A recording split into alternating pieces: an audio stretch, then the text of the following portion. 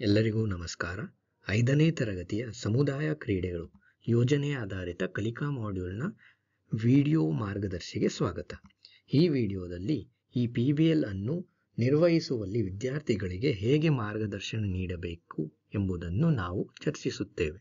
ಜೊತೆಗೆ ವಿವಿಧ ಆಟಗಳನ್ನು ಅರ್ಥ ಮಾಡಿಕೊಳ್ಳುವಾಗ ವಿಮರ್ಶಾತ್ಮಕ ಚಿಂತನೆ, ಸೃಜನಶೀಲತೆ, ಸಹಭಾಗಿತ್ವ ಮತ್ತು ಸಂವಹನದಂತಹ 21ನೇ ಶತಮಾನದ ಕೌಶಲ್ಯಗಳನ್ನು ಅಭಿವೃದ್ಧಿಪಡಿಸಲು ಈ PBL ವಿದ್ಯಾರ್ಥಿಗಳಿಗೆ ಹೇಗೆ ಸಹಾಯ ಮಾಡುತ್ತದೆ ಎಂಬುದನ್ನು ನಾವು ನೋಡೋಣ. ಈ PBL ಮಾಡಿದ ನಂತರ ವಿದ್ಯಾರ್ಥಿಗಳು ಸಾಧಿಸಲಿರುವ ಕಲಿಕಾ ಫಲಗಳು ಹೀಗಿವೆ. ಈ PBL ನಾವು ಆಡುವ ಎಲ್ಲ ಪಂದ್ಯಗಳಿಗೆ ತಂಡಗಳ ಅಗತ್ಯವಿದೆಯೇ? ಈ ಆಟಗಳು ನಮಗೆ ಹೇಗೆ ಪ್ರಯೋಜನವನ್ನು ನೀಡುತ್ತವೆ ಎಂಬ ಅನ್ವೇಷಕ ಪ್ರಶ್ನೆಯಿಂದ ಪ್ರಾರಂಭವಾಗುತ್ತದೆ. ಇದು ಕುತೂಹಲವನ್ನು ಹುಟ್ಟುಹಾಕುತ್ತದೆ ಮತ್ತು ವಿವಿಧ ರೀತಿಯ ಆಟಗಳ ಬಗ್ಗೆ ಸ್ವಾವಲೋಕಿಸಲು ವಿದ್ಯಾರ್ಥಿಗಳಿಗೆ ಮಾರ್ಗದರ್ಶನ ನೀಡುತ್ತದೆ. ವಿದ್ಯಾರ್ಥಿಗಳು ಮೈದಾನದಲ್ಲಿ ತಮ್ಮ ಸ್ನೇಹಿತರೊಂದಿಗೆ ಆಟವಾಡುತ್ತಾ ವಿವಿಧ ರೀತಿಯ ಆಟಗಳನ್ನು ಅನ್ವೇಷಿಸುವ ಮೂಲಕ ತಮ್ಮ ಮೊದಲ ಚಟುವಟಿಕೆಯನ್ನು ಪ್ರಾರಂಭಿಸುತ್ತಾರೆ. ನಂತರ ಅವರು ಆಟದ ಹೆಸರು, ಆಟದ ವಿಧ ಮತ್ತು ಭಾಗಿಯಾಗಿರುವ ಆಟಗಾರರ ಸಂಖ್ಯೆ ಇವುಗಳನ್ನು ಬರೆದುಕೊಳ್ಳುತ್ತಾರೆ. ಈ ಚಟುವಟಿಕೆಯು ಆಟಗಳನ್ನು ವೀಕ್ಷಿಸಲು ಮತ್ತು ವರ್ಗೀಕರಿಸಲು ಅವರಿಗೆ ಸಹಾಯ ಮಾಡುತ್ತದೆ. ಇದು ಡೇಟಾ ಸಂಗ್ರಹಣೆ ಅವರನ್ನು ಪರಿಚಯಿಸುವ ಹಂತವಾಗಿದೆ. ಇಲ್ಲಿ ವಿಮರ್ಶಾತ್ಮಕ ಚಿಂತನೆ ಮತ್ತು ಸಹಭಾಗಿತ್ವವನ್ನು ವೃದ್ಧಿಸುತ್ತದೆ.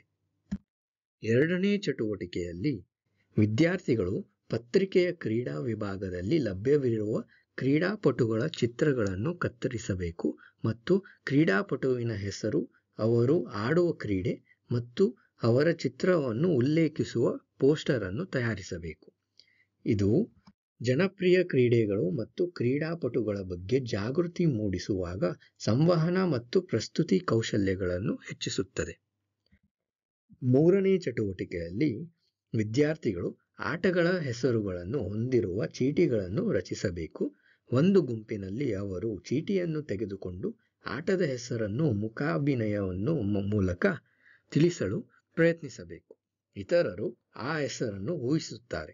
ಈ ಮೋಜಿನ ಮತ್ತು ಸಂವಾದಾತ್ಮಕ ಆಟವನ್ನು ಸಹಭಾಗಿತ್ವವನ್ನು ನಿರ್ಮಿಸುತ್ತದೆ ಮತ್ತು ಮೌಖಿಕವಲ್ಲದ ಸಂವಹನವನ್ನು ವೃದ್ಧಿಸುತ್ತದೆ. ಅವರು ಸರಿಯಾಗಿ ಊಹಿಸಿದ ಆಟಗಳ ಪಟ್ಟಿಯನ್ನು ಮಾಡಲು ವಿದ್ಯಾರ್ಥಿಗಳನ್ನು ಪ್ರೋತ್ಸಾಹಿಸಿ ಮತ್ತು ಆಟದ ಹೆಸರು, ಆಟಕ್ಕೆ ಅಗತ್ಯವಿರುವ ಸಾಮಗ್ರಿಗಳು, ಆಟದಲ್ಲಿನ ಆಟಗಾರರ ಸಂಖ್ಯೆ ಮತ್ತು ಆಟಗಳ ನಿಯಮಗಳನ್ನು ಬರೆಯಿರಿ ಎಂಬಂತಹ ಪ್ರಶ್ನೆಗಳು ನೈಜ ಪ್ರಪಂಚದ ಸಂದರ್ಭಗಳಿಗೆ ಪರಿಕಲ್ಪನೆಗಳನ್ನು ಅನ್ವೇಷಿಸಲು ಸಹಾಯ ಮಾಡುತ್ತದೆ.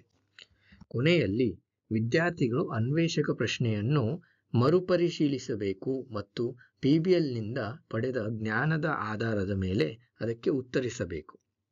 ನಿಮಗಾಗಿ ಒಂದು ಮಾದರಿ ಉತ್ತರ ಇಲ್ಲಿದೆ. ಇಲ್ಲ, ಎಲ್ಲ ಆಟಗಳಿಗೆ ತಂಡಗಳ ಅಗತ್ಯವಿಲ್ಲ.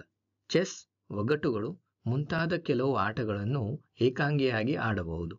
ಕ್ರಿಕೆಟ್ ಅಥವಾ ಫುಟ್ಬಾಲ್ನಂಥ ಇತರ ಆಟಗಳಿಗಾಗಿ ಆಟಗಾರರು ಒಟ್ಟಿಗೆ ಕೆಲಸ ಮಾಡುವ ತಂಡಗಳು ಬೇಕಾಗುತ್ತದೆ.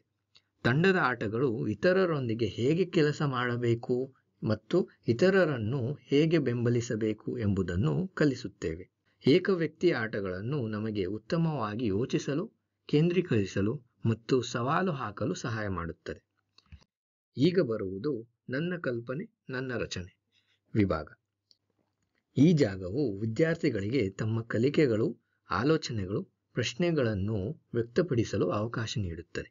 ಉದಾಹರಣೆಗೆ, ಆಟಗಳು ಹೇಗೆ ಆಡಬೇಕೆಂದು ಗಮನಿಸಿದೆವು ಮತ್ತು ಅದನ್ನು ಹೇಗೆ ಆಡಬೇಕೆಂದು ಕಲಿತೆವು ಎಂಬಂತಹ ಮುಂತಾದ ಅವರ ದೈನಂದಿನ ಜೀವನದ ಸನ್ನಿವೇಶಗಳನ್ನು ಗುರುತಿಸಲು ಮಾಡಿಕೊಡುತ್ತದೆ.